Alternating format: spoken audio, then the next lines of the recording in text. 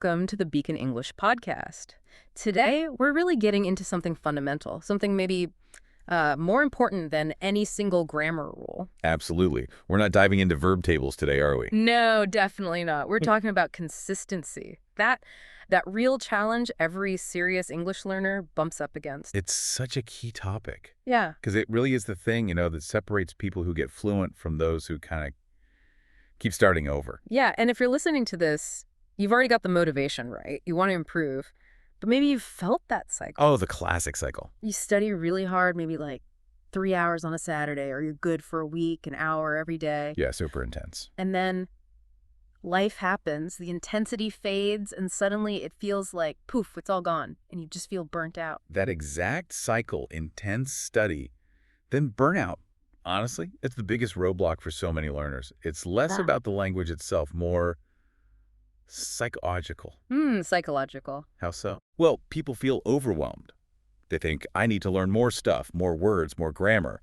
But the real secret, the thing you see in all effective learning, isn't what you learn, but how you learn. So it's about the system, the routine. Exactly. It's about routine, not just piling on more hours. Most struggles aren't really about confusing grammar points. They're struggles because there's no solid, sustainable routine. That makes sense.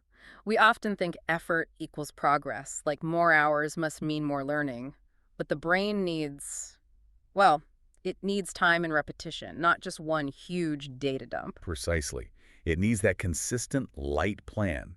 We need to shift away from worrying about, performing perfectly and focus instead on building daily habits. Right, and here's the kicker, the really crucial idea you mentioned. Yeah, that's it. Even just 15 minutes, maybe 20, of smart, focused study each day can make a massive difference to your fluency journey. 15-minute, okay, that sounds manageable. That really takes the pressure off, doesn't it? Especially for busy people. Think about it like brushing your teeth. It's a good analogy. No. You don't schedule like one massive teeth cleaning session once a year, right? You don't think, oh gosh, I have to brush for 2 hours today. No, of course not. You just do it a little bit, morning and night, consistently. And that simple, low-effort habit stops huge problems down the line. English needs that same kind of simple, non-negotiable daily thing. Consistency is light, intensity is heavy. That's a great way to put it. We're aiming for light and steady. Light and steady wins the race here. So our mission today is pretty clear then. We're going to map out a clear, doable daily plan together, figure out those mindset shifts and small habits that can break that frustrating study-stop cycle. Exactly. Turn it into confident, constant progress. And to do that, maybe we should start by looking at what actually makes a successful learner tick. What's their internal engine? Good idea. Let's explore that first pillar. What really defines a good English student?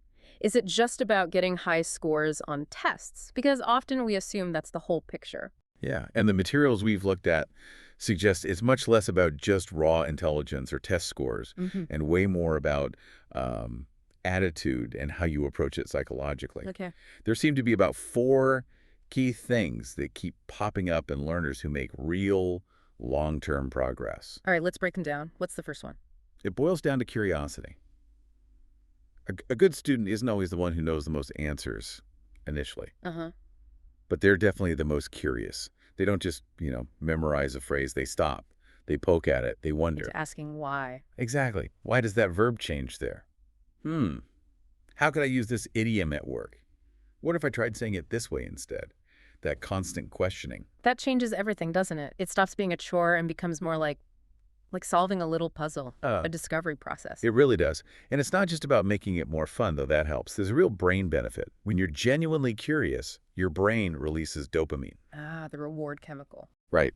And that dopamine actually helps you encode memories better. So that internal questioning keeps your brain switched on, turning passive listening or reading into active learning because your brain flags it. Hey, this is interesting. Pay attention. Okay, so curiosity is the spark. What's the second characteristic? This seems to tie right back to our main theme today. It does. It's consistency. Or maybe just showing up. Showing up. Even when you don't feel like it. Especially when you don't feel like it. The value of just sticking with it, even on those days where you feel lazy or tired, it's huge. So maybe you only manage 5 minutes instead of your planned 15. Exactly. But you do those 5 minutes. You don't break the chain. Because those 5 minutes aren't just about learning something that day. They're about reinforcing the habit itself, Yeah. keeping the momentum. I think that's where a lot of us stumble, that all or nothing thinking. If I can't do my full hour perfectly, I might as well do nothing. Right. But neurologically, 5 minutes of review is worlds better than 0 minutes. Hmm. It keeps the habit alive, tells your brain this is still important. Breaking the chain signals, it's optional. Precisely. And then the next day, it's so much easier to skip again. Consistency, even tiny bits of it, signals this language learning thing is a fixture. It's part of your daily life, non-negotiable. Okay, curiosity, consistency. What's the third one? This one sounds maybe a bit harder for adults. It can be. It's bravery. Bravery, meaning Meaning you have to accept that mistakes aren't just possible, they're necessary. You have to really internalize that idea. No mistakes, no learning, full stop. that's tough, though. That fear of sounding silly, especially maybe at work or in front of people you want to impress, that shyness can be really powerful. Oh, absolutely. That social anxiety, that fear of judgment, it actively stops you from growing. If you wait until you think you're perfect before you speak, well, you'll literally never speak because perfect doesn't exist in a living language. So bravery is about opening your mouth even when you know it won't be perfect. Yes, even when you know it might be messy or you might forget a word or get the grammar slightly wrong, you have to speak anyway? But what about those high-stakes situations, like a job interview or presenting to a client? The fear of making a mistake there feels very real. The potential cost seems high. That's a really valid point. It's not easy. But the key is trying to reframe the mistake in your mind. Don't see it as a personal failure. See it as data. Did it? Yeah, critical feedback. Every time you make an error and notice it or someone gently corrects you, your brain gets a precise signal about what needs adjusting. If you stay silent because you're scared. You deny your brain the data. Exactly. You cut off the essential feedback loop it needs to actually learn and improve. Okay, that reframing is helpful. Be curious, be consistent, be brave.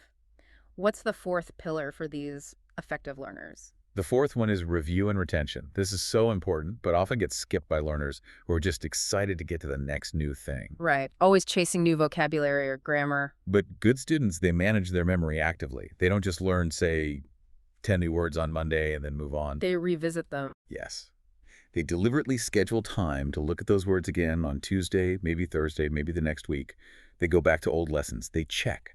They test themselves. It's about building strong, lasting connections, not just cramming. Prioritizing remembering over just consuming. Retrieval practice, is that the term? That's the one. Actively pulling the information out of your brain, not just passively putting it in. Okay, that paints a really clear picture of the mindset. Curious, consistent, brave, and focused on review. So now we have the why and the what. Let's get practical. How do we actually build this kind of light, consistent approach into a busy life? Right, moving from mindset to method. And the key here is thinking tiny. Tiny habits are easy to start, and crucially, they're hard to fail at.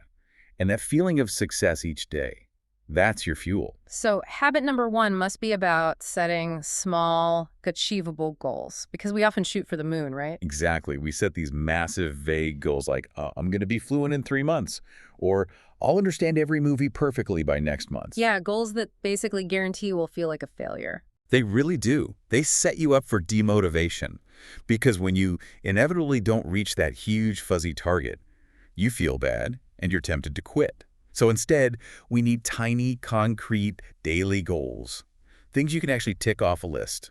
Can you give some examples? What does a tiny goal look like?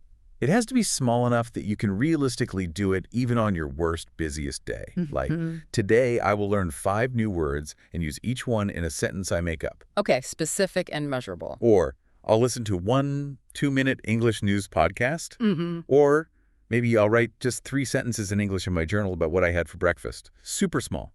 And the magic is when you achieve that tiny thing, you feel successful. Yes, that's it. You get that little dopamine hit, that sense of accomplishment. It proves to yourself, hey, I did my English today. And that makes you much more likely to do it again tomorrow. It builds momentum. Success breeds success. I like that. Okay, what's habit 2? This one you mentioned sounds really interesting, almost like a hack. The power of nighttime review. Ah, yes, this is a fantastic one, and it's backed by memory science. It's incredibly simple to do. The instruction is just this. Before you go to sleep, take a minute or two to look at your notes from the day. Just look at them. Look at them, and ideally read them aloud.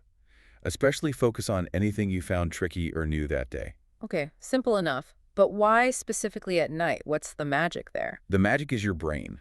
While you sleep, especially during deep sleep cycles, your brain works hard consolidating memories. It decides what's important enough to keep long term. Uh-huh. So when you review something right before sleeping, you're essentially giving your brain a strong signal. Hey, this stuff, this is important. Please file it away properly overnight. You're priming it for memory consolidation. Wow. So you're basically hijacking your sleep time to boost your learning. That's efficient. It really is. Hmm. Plus, reading it aloud just before sleep engages your auditory system, your vocal muscles, reinforcing the memory trace through multiple pathways. It's probably the lowest effort, highest impact memory booster out there for language learners. Just 2 or 3 minutes. That's brilliant. Okay, so small goals, nighttime review. Habit 3. This is the one that might feel a bit odd at first.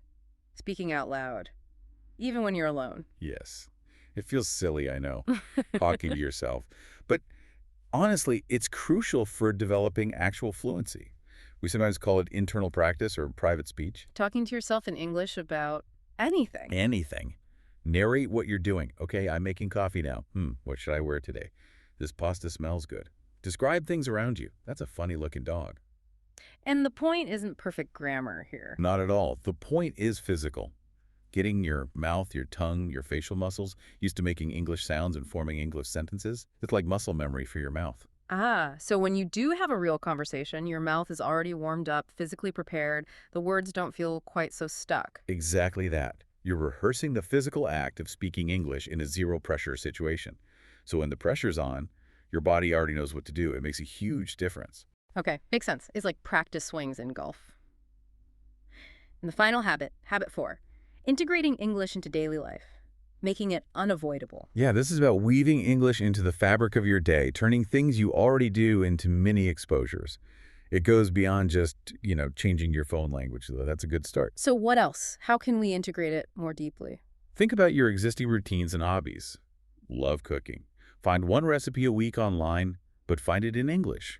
Follow tech news. Subscribe to an English tech blog or newsletter. Write your shopping list in English. Oh, I like that. Simple things. Tiny things. If you use a digital calendar, try writing your meeting titles or reminders in English.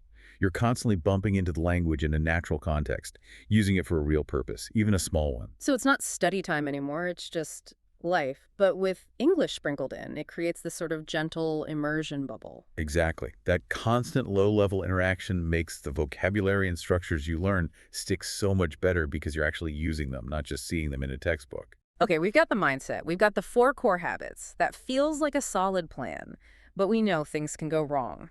Plans can get derailed. So we need to talk about the common traps, right? The things to watch out for. Yes, absolutely crucial for staying on track. Let's shift focus to those common pitfalls. And probably the biggest one, the most frequent mistake we see, is falling into the trap of passive learning. We touched on this, but let's really dig in. What happens if someone only learns by, say, reading English books or watching movies without actively doing anything else? What happens is they develop a big imbalance. Their understanding their input gets quite good. They can read well, understand a lot when listening. That sounds good. It is good for comprehension. Right. But their ability to produce the language to speak or write stays weak because they haven't practiced the output muscle. So the information goes in, but it struggles to come out when needed. Precisely. Your brain might recognize a word when you read it, but retrieving it quickly and saying it correctly under the pressure of a real conversation, that's a different skill. A skill that needs active practice. So passive is taking info in, active is using it. Exactly. Active learning is all about retrieval, forcing your brain to pull the information out. So passive learning is reading, if I were rich, I would travel. Active learning is you trying to make your own sentence using that structure, like, if I had more time, I would practice shadowing. You have to actually generate it yourself. Yes. That effort, that struggle to retrieve and adapt the language, that's what really cements it in your memory. You have to speak, you have to write, you have to respond. Okay, avoid being just a passive consumer. What's the second big trap? This one seems rooted in fear again. It really is. It's the trap of waiting for perfection. Ah, the classic. I'll start speaking when I'm ready. That sentence, it's such a progress killer. Yeah. Because, honestly, you will never feel 100% ready. There's always more to learn. So waiting is just delaying forever? Pretty much. The goal, especially early on, isn't to be perfect. It's just to communicate. Think of it like learning to ride a bike. You don't wait until you know you can ride perfectly before you get on. You wobble, you might fall, you make mistakes. That's how you learn. And going back to the bravery point, those mistakes are the learning signals. Don't fear them. Start now, even with simple words, simple sentences. Exactly. Mistakes aren't proof you're bad at English. They're proof you're learning English. They show you exactly what needs work. Right. Okay, so don't just consume passively and don't wait for perfection. Is there a third common trap? Yes, and it's related to the passive trap. It's the trap of silent consumption. Silent consumption.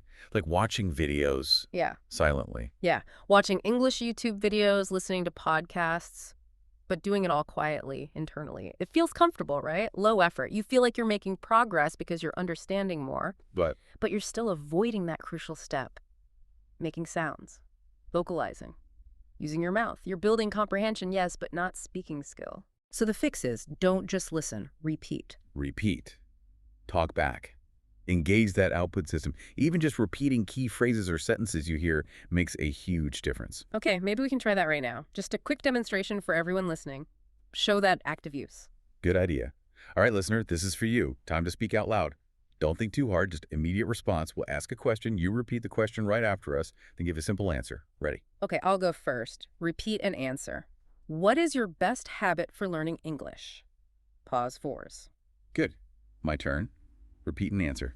Tell me one thing you will do differently today. Pause fours. Excellent. One more, maybe a bit more thinking. Repeat and answer. If you could speak English perfectly tomorrow, what would you do first? Pause fives. Fantastic. See? Just then, you listened, you repeated, you produced.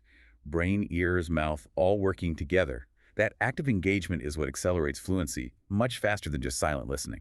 That's a great practical example. Okay, moving towards wrapping up.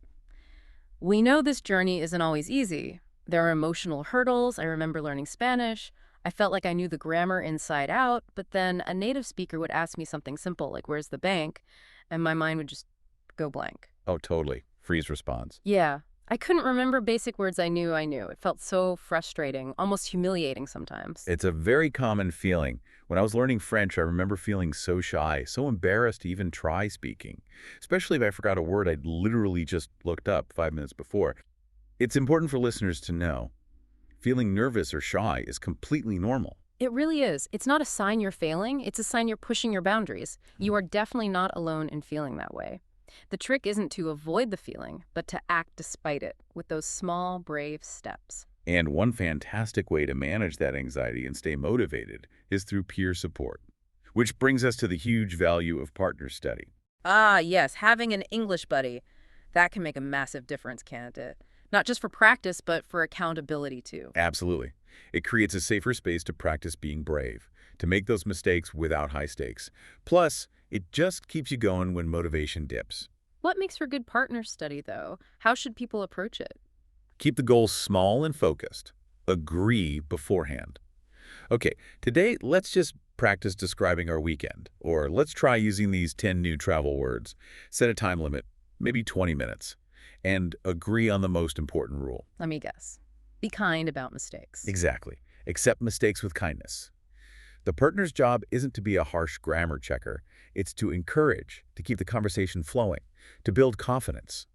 Maybe gently correct something only if it really blocks understanding. Like an 80-20 rule. Let most small errors slide, focus on communication. That's a great approach. Focus on fluency and confidence first. Speaking of fluency, there's one specific technique we should mention that really helps with the rhythm and flow of spoken English. Okay, what's that? It's called shadowing. Shadowing. Sounds a bit mysterious. What is it? It's actually quite simple in practice. Shadowing means you listen to someone speaking English, maybe from a podcast, an audiobook, a video, and you try to speak at the exact same time as them. Like an echo, repeating immediately. Almost simultaneously, yeah.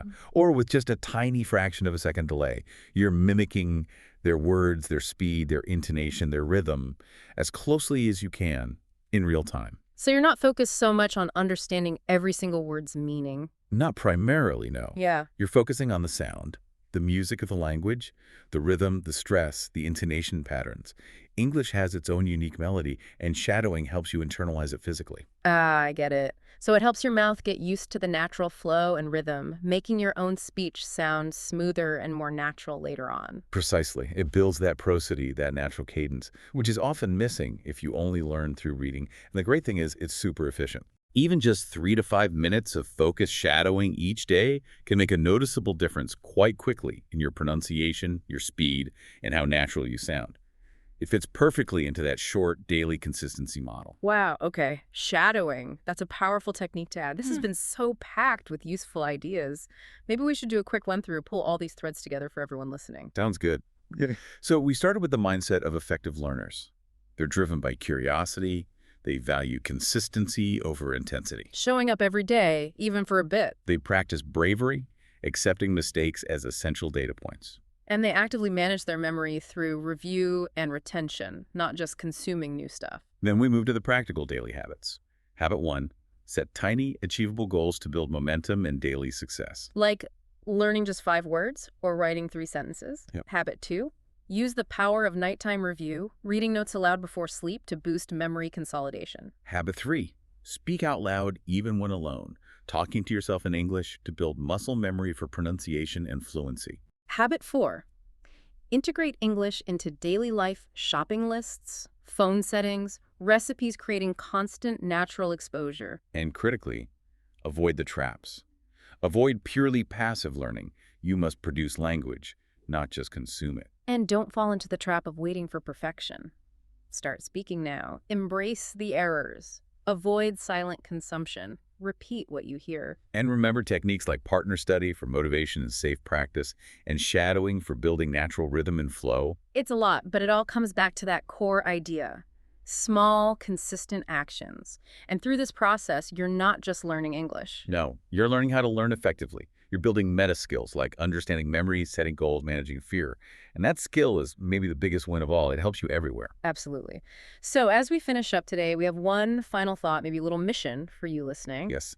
Right now, or as soon as this finishes, take a moment. Think about everything we've discussed and just write down one new English habit you will start today. Keep it super simple. Is it the 3-minute nighttime review? Is it talking to yourself while you make breakfast? Is it changing just one app on your phone to English? Choose just one thing.